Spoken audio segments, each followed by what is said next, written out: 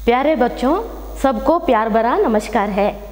आज मैं आपको सूरश्याम पदावली अर्थात कन्नड़ में बोलते हैं कीर्तनेगळु, इसे बताने के लिए जा रही हूँ। इस पद का माने सूरश्याम पद का रचयिता अथवा कवि कौन है? कवि संत कवि सूरदास। कौन है? सूरदास। क्या है बच्चों पद्य का नाम? सूरश्याम। सूरश्याम।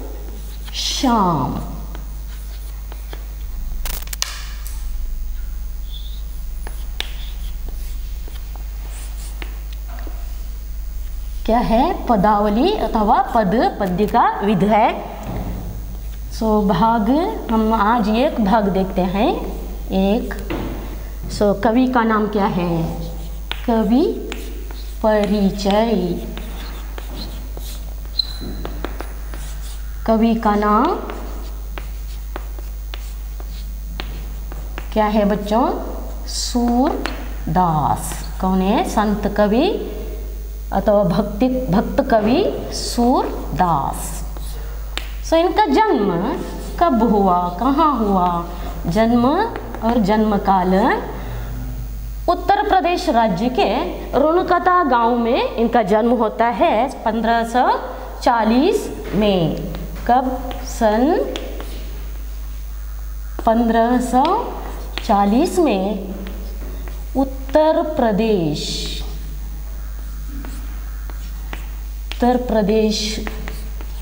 के रुणकता, क्या है? छोटा सा गांव रुणकता गांव में इनका जन्म होता है। प्रसिद्धि, इनकी प्रसिद्धि क्या है? अथवा ख्याति बोलते हैं। प्रसिद्धि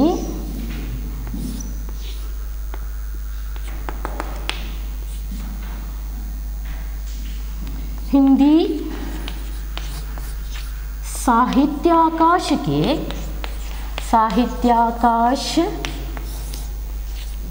के सूर्य। इनकी रचनाएं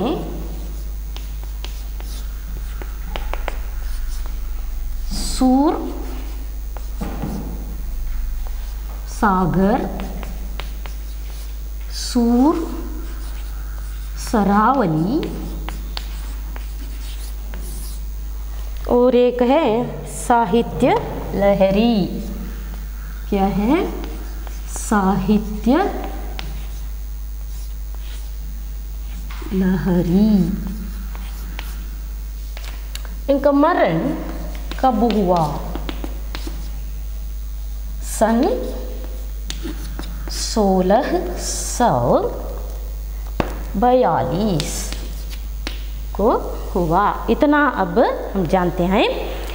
फिर से एक बार देखिए बच्चों कवि परिचय कि सूरश्याम पद का कवि कौन है? संत कवि सूरदास।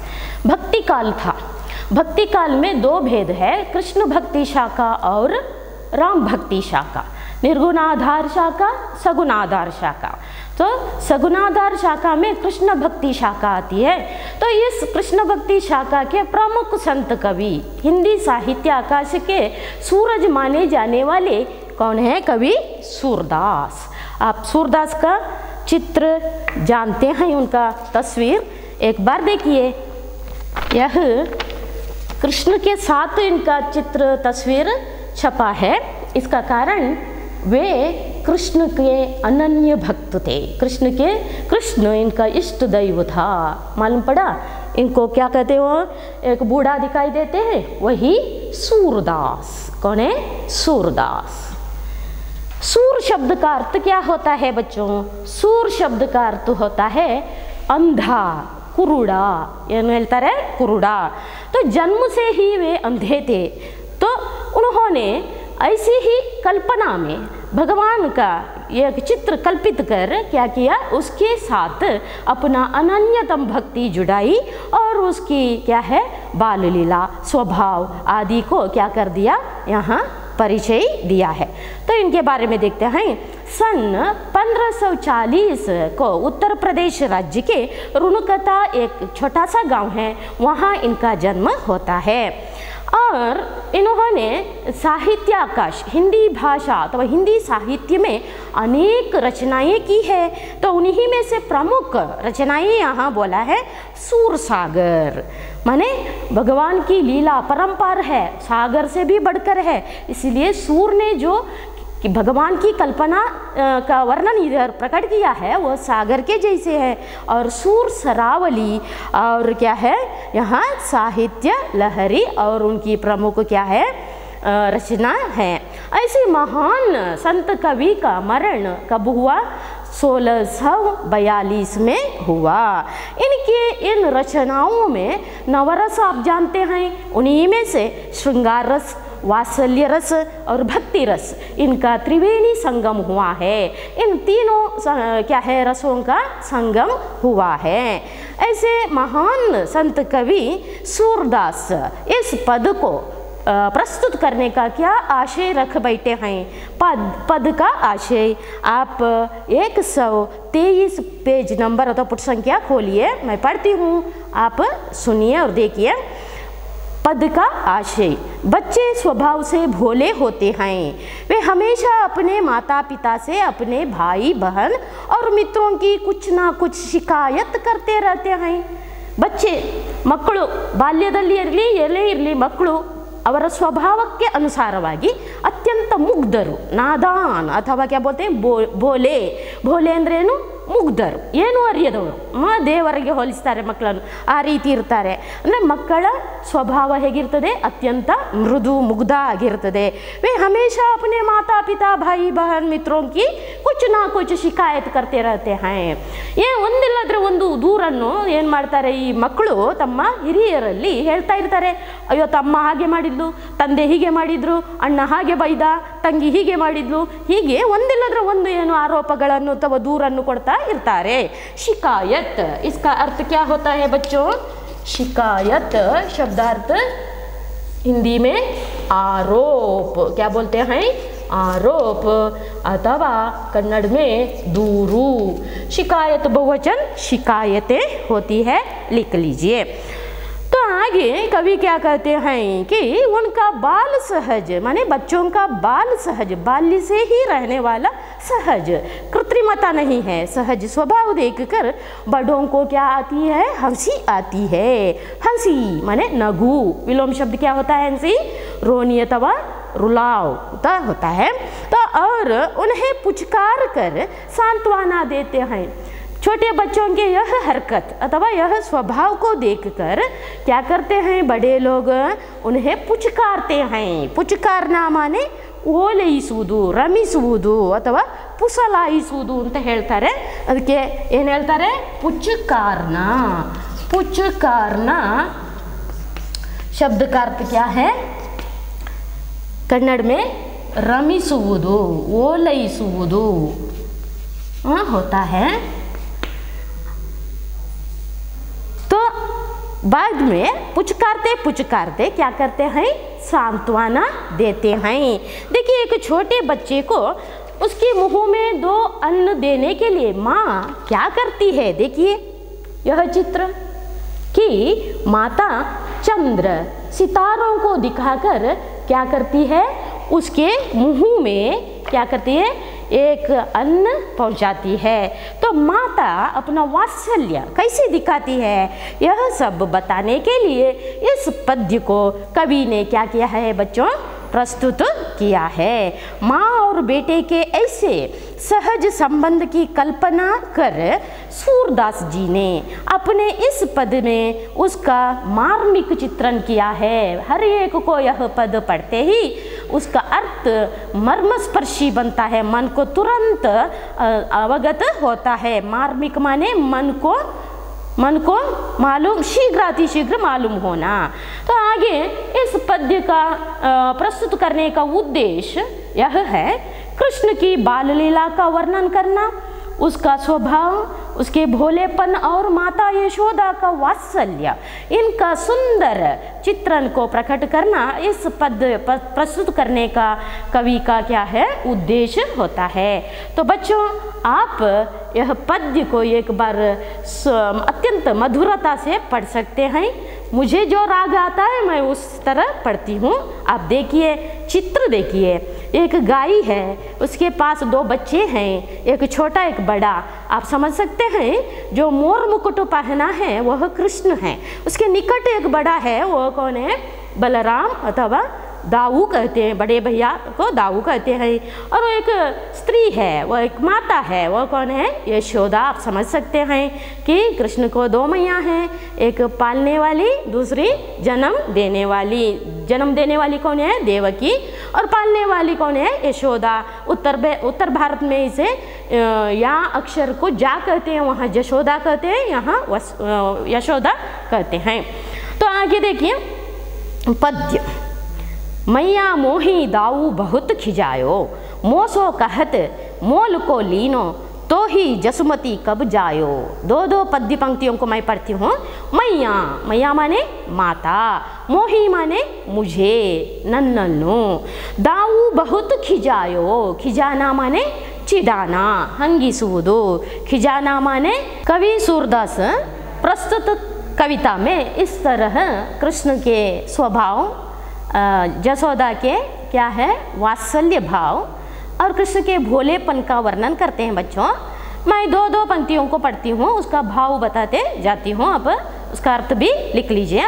मैया, मैया मोही दाऊ बहुत खिजायो। मैया माने माँ, मैया का अर्थ क्या होता है? माँ, मैया अर्थ माता अथवा माँ, ताई, मदर बोलते हैं। मोही, इसका अर्थ क्या होता है? मुझे, मोही शब्दार्थ क्या होता है? मुझे, मोही। खिजायो माने मुझे, खिजायो लिखिए इसे, खिजायो इसका अर्थ क्या होता है बच्चों? चिढ़ाता है, चिढ़ाना, चिढ़ाता है, यह होता है कन्नड़ में हंगिसुವುದು। हिंदी, इंग्लिश में अथवा अंग्रेजी में टीसिंग, टीस मारो। तो मेरा बड़ा भाई, दाऊ माने बलराम कहते हैं, तो बड़ा भाई भैया को दाऊ कहते हैं। मैया मोही माने मुझे, दाऊ भैया क्या करता है? बहुत चिढ़ाता है, खिजाता है। मोसो कहत मोल को लीनो, तो ही जसुमती कब जायो। वह मुझसे कहता है, क्या कहता है? तुम मोल को लिए गए हो। मोल को लीनो अर्थ क्या है? मोल लेना, खरीदना। और तो ही जसुमती कब जायो, जसुमती अथवा यशोदा ने तुझे कब जन्म दिया? यशोदा ने तुम्हें जन्म नहीं दिया, बल्कि उसने तुम्हें क्या कर दिया है? मोल लिया है, खरीद लिया है। अर्थ लिखिए, शब्दार्थ है वहाँ। मोल को लीनो माने खरीदना, परचेस मॉडल। तो कहाँ कहो इसी रिस के मारे, खेलन हूँ नहीं जात। इस तरह वह मुझसे कहता है, क्या कहता है? तुम्हें यशोदा माता ने कब जन्म दिया? उसने मोल लिया है, तुम्हें खरीद लिया है।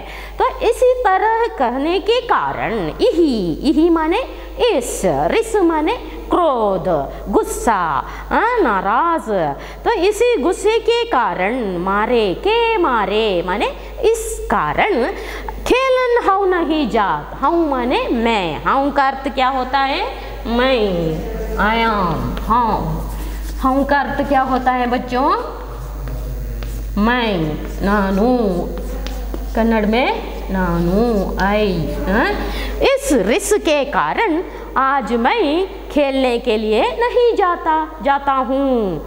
माने मुझे वह क्या करता है? चिढ़ाता है। क्या कहकर? यशोदा माता ने तुझे जन्म नहीं दिया। कब जन्म दिया? उन्होंने तुझे मोल लिया है, खरीद लिया है।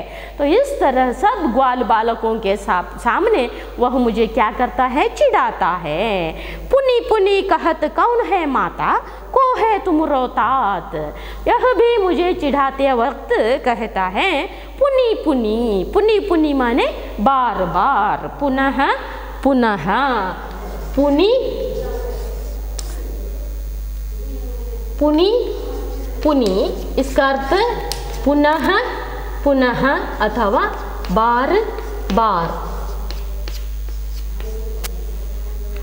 ಮತ್ತೆ ಮತ್ತೆ ಕನ್ನಡದಲ್ಲಿ ಏನು ಹೇಳ್ತಾರೆ ಮತ್ತೆ ಮತ್ತೆ तो बलराम मुझसे बार बार कहता है पुनी पुनी कहता है कौन है माता तेरी माता कौन है को है तुमरो तात तात माने पिता तात शब्द का अर्थ क्या है बच्चों पिता तेरे पिता कौन है तेरी माता कौन है इस तरह बार बार मुझसे वह पूछता है कहता है तो गोरे नंद यशोदा गोरी तू कत श्याम शरीर अगर तेरे माता पिता नंद और यशोदा है नंद बाबा भी गोरा है यशोदा भी क्या है यशोदा माने यशोदा गोरी है दोनों गोरे रंग माने सफ़ेद रंग वाले हैं तुम कत श्याम शरीर कत क्यों कत का अर्थ क्या होता है कत इसका अर्थ क्यों कन्नड़ में याके कन्नड़ में क्या होता है याके ये के यहाँ कहता है बार बार पुनी पुनी वो मुझसे कहता है बलराम